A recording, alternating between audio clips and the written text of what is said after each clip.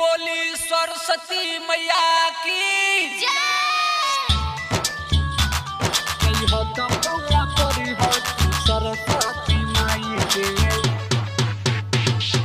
DJ Akhilesh लौखान।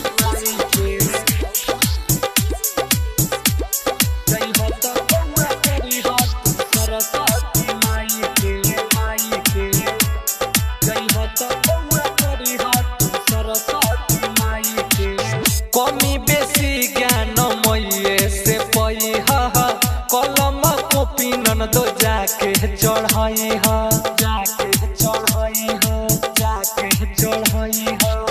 कमी बेसी ज्ञान मैये से पई हा कलम कॉपी नन दो जाके चढ़ाई हा हो जाता यारी हो थाली सजाई के हो जाता यारी हो थाली सजाई के जय हो तो गोरा लगी हम तू सरस्वती माई के जय हत्ता पौवा करी हाथ तू सरस्वती माई के।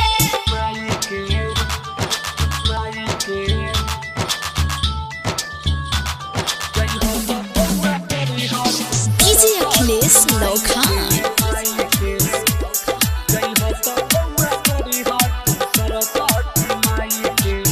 पूरा होई मन के मुराद हो औरी चढ़ई ह प्रसाद हो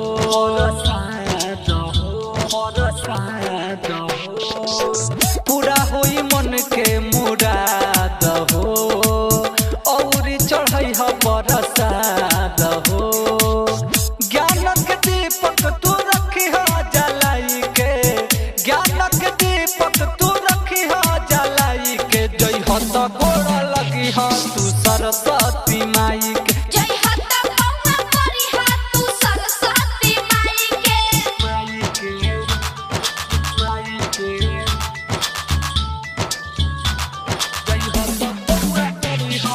डीजे अखिलेश लौखान।